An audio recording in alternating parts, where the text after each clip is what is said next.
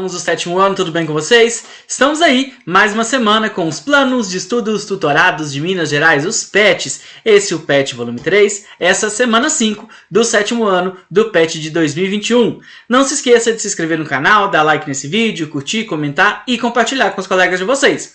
Lembrando que tem vídeo novo toda semana aqui no canal e que no final do vídeo tem minha playlist com todos os vídeos aí do PET 3. Beleza? Então, pegue seu caderno e vamos juntos fazer as atividades dessa semana.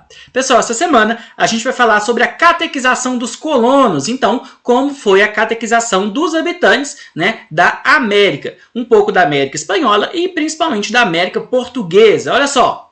Quando portugueses e espanhóis chegaram à América, trouxeram consigo a Igreja Católica, representados pelos padres e mais tarde pelos jesuítas.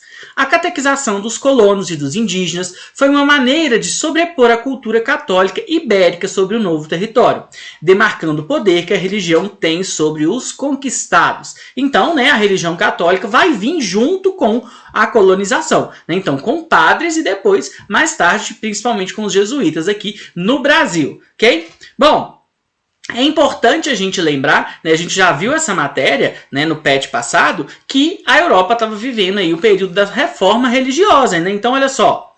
O século XVI ficou marcado pelo aumento dos questionamentos dos dogmas, ideias fundamentais da Igreja Católica e na forma como ela conduzia a sociedade, tanto dentro quanto fora da instituição.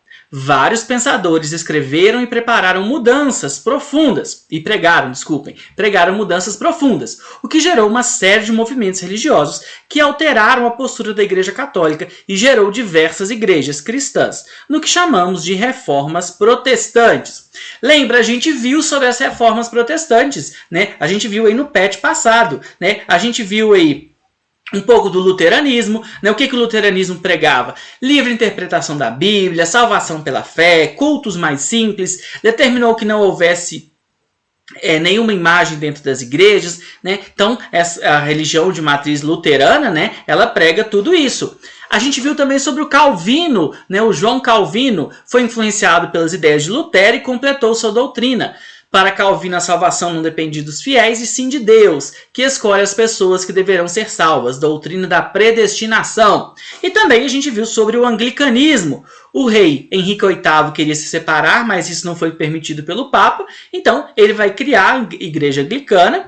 A nova igreja estava sujeita ao poder do rei e não do Papa. O Estado expropriava inúmeras terras pertencentes à igreja, muitas semelhanças com a Igreja Católica Romana. A diferença, não reconhecimento do Papa e não utilização de imagens sacras. Então, todas essas religiões elas estavam crescendo na Europa. E aí a igreja fez o que a gente chama de contra-reforma. A contra-reforma foi a resposta da Igreja Católica com o surgimento das religiões protestantes. Para resolver esse problema, então, a Igreja Católica fez o que a gente chama aí do Concílio de Trento. O que foi o Concílio de Trento? Uma grande reunião, na verdade uma série de reuniões que tomaram algumas decisões aí, algumas coisas que a Igreja Católica ia fazer. Entre elas, a criação da Companhia de Jesus. E aí a gente chega justamente na relação entre a Reforma Protestante e a vinda de padres e da Companhia de Jesus aqui para a América. Então, qual que é o grande objetivo da Companhia de Jesus? Justamente levar a fé cristã católica para outros lugares. Então, ir para outros lugares e ensinar a religião cristã, catequizar essas pessoas. Qual a melhor forma de conseguir fiéis, se não for conquistando em lugares que eles não tinham, na visão deles, eles não tinham religião nenhuma. Então, eles estariam levando a religião para eles. A gente sabe que eles tinham religião sim, mas isso é um assunto para o outro vídeo. Quais outras coisas que a Contra-Reforma e o Concílio de Trento vão definir? Instauração do Tribunal de Santo Ofício, que é aquele tribunal que julgava as pessoas que cometiam crimes contra a igreja. Infabilidade papal, a ideia de que o Papa não falha, declaração do Index, que era uma lista de livros proibidos, proibição da venda de indulgências, todas as doutrinas católicas foram reafirmadas. Tudo isso a gente tem aí na Contra-Reforma, beleza? Bom, e o que tudo isso tem a ver agora com a colonização? Vamos falar um pouco da catequização, olha só. A partir da criação de ordens religiosas, foi que as cortes portuguesas e espanhola passaram a trazer os jesuítas para a América, com o objetivo principal de catequizar, ou seja, ensinar a palavra de Deus para os colonos e os indígenas, considerados pessoas de alma pura e digna de ser salvas. Então a ideia é que, não, eles são puros, eles merecem ser salvos, então a gente vai levar a religião para eles e a gente vai poder salvar a alma deles. Então isso era o que eles pensavam lá na época, ok?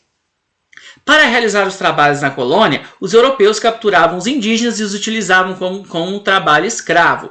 Quando os jesuítas chegaram à América, proíbem a escravização dos indígenas e travam conflitos contra os colonos.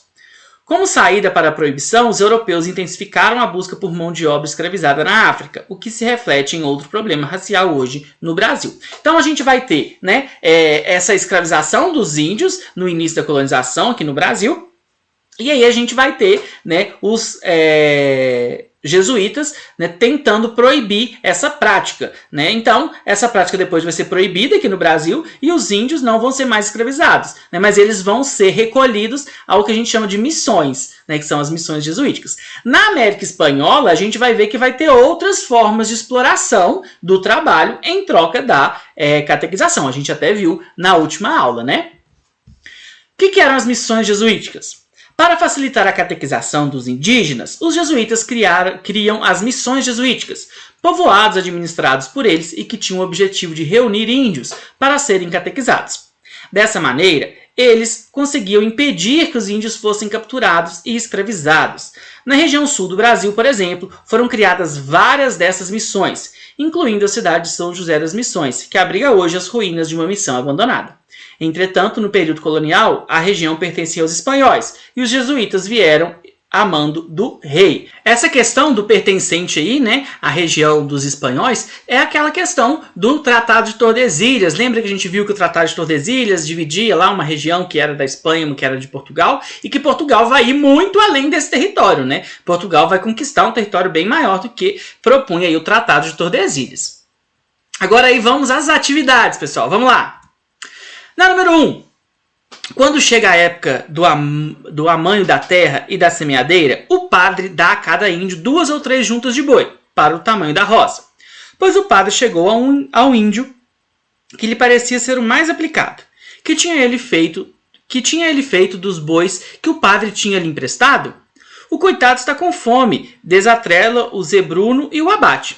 Dessa maneira, o pobre boi do arado virou fumaça no único almoço. Aos europeus, isto parece incrível, mas aqui entre nós é a pura verdade, que os índios deixam estragar as espigas de milho maduras e amarelas se os padres não os ameaçam expressamente com 24 pancadas de sova como castigo. Castigar dessa maneira paternal tem resultado extraordinário, também entre os bárbaros mais selvagens, de sorte que nos amam de verdade, como os filhos aos pais. Então esse texto está falando justamente que os índios, né, às vezes, né, ele conta um caso de um índio que vai matar um boi, né, que era um boi para puxar o arado, e conta também que os índios às vezes deixavam o milho estragar lá na plantação. Mas por quê, pessoal? Mais uma vez é importante a gente lembrar, a lógica do índio é diferente da lógica dos europeus. Por quê? As populações indígenas pensavam o seguinte, o modo de vida deles era o seguinte, a gente planta, a gente caça, a gente pesca, a gente se alimenta e ponto final. Agora os europeus não, os europeus querem produzir muito para poder vender, eles querem produzir muito para poder exportar, então são coisas diferentes, né? Então, vamos lá agora às atividades. A passagem acima se refere ao trabalho que os jesuítas desenvolveram junto aos índios no Brasil, nos séculos 16 e 17. Sobre essa relação entre índios e jesuítas, responda. Vamos lá. Como os indígenas eram tratados pelos jesuítas? Com o quê? Com violência, né? Então, eram tratados como inferiores que deveriam aprender a ser civilizados através do trabalho e da religião. E esses ensinamentos eram feitos o quê? Com muita violência, né? Então a gente sabe aí que eles, no próprio texto, fala desses castigos físicos.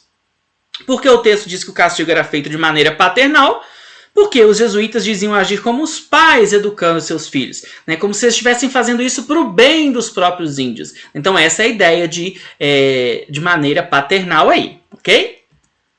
Na C, qual crítico que o próprio texto fala sobre o modo como os jesuítas agem? Na verdade, no texto não tem uma crítica assim, né? Mas os castigos que os índios eram submetidos. Esse é o ponto principal do texto, né? Falado aí, né? Que poderia ser uma crítica a esse texto. Mas essa questão aí ficou bem mal formulada. Beleza? No número 2, leia o texto. Seu interesse pelas letras também se manifestou na produção de uma extensa obra que incluía a elaboração de poesias, sermões, cartas, peças teatrais religiosas e a produção de uma gramática intitulada Arte de Gramática da Língua Mais Usada na Costa do Brasil. Essa preocupação com a língua era de essencial importância para a consolidação do projeto evangelizador dos jesuítas, sendo que textos e apresentações artísticas eram produzidos na língua nativa como forma de facilitar a conversão ao cristianismo. O texto aborda um pouco da vida do padre José de Anchieta, jesuíta, que esteve em contato direto com os indígenas. Sobre o texto, os jesuítas respondam. Lembra que os jesuítas eles vinham para cá para catequizar, para poder ensinar os índios, né, os indígenas, né? Qual era a preocupação do padre? Ele tinha preocupação em quê? Conhecer a língua dos índios e construir uma gramática dela. Ah, porque ele estava preocupado em preservar a língua deles? Não, vamos ver a letra B aí, ó.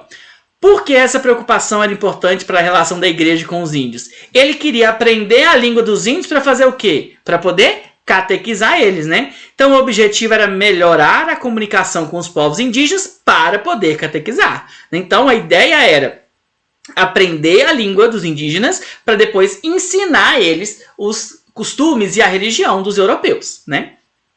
Ok? 3. O Concílio de Trento estabeleceu uma série de mudanças na Igreja Católica. Sobre esse concílio responda. Porque o concílio foi organizado, a gente viu, né? Relembrou, a gente já viu isso numa aula passada, no PET passado, e relembrou hoje. Foi uma forma de tentar barrar, de tentar impedir o quê? A reforma protestante, né? Então, o principal objetivo era buscar maneiras de parar o crescimento das novas religiões e aumentar o número de católicos. Então, esse era o objetivo do Concílio de Trento. Cite 3 mudanças feitas pelo concílio, aí eu trouxe mais de 3, vocês podem escolher 3 aí para colocar. Então, instauração do Tribunal do Santo Ofício, a infabilidade papal, declaração do Index, proibição de venda de indulgências e todas as doutrinas católicas foram reafirmadas. Então, essas foram decisões aí, né, tomadas aí pelo Concílio de Trento. C. Qual a relação entre o concílio e a presença dos jesuítas no Brasil? Isso aí também é fácil, né? A ordem dos jesuítas tinha como objetivo levar a fé católica para novos lugares, e o Brasil era visto como um campo próspero para catequizar novas populações. Então o Brasil tinha um vasto número de pessoas que poderiam ser catequizadas, né? Por isso que os jesuítas vieram para cá. Pessoal, as referências que eu utilizei aí, caso vocês queiram saber mais sobre o assunto. E é isso. Muito obrigado quem tem comentado no vídeo. Continuem comentando aqui embaixo. É muito bom ver o comentário de vocês aí. Boa semana, bons estudos. E não se esqueça de se inscrever no canal, dar like nesse vídeo, curtir, comentar e compartilhar com os colegas de vocês. Beleza? Um abraço e até a próxima. Valeu!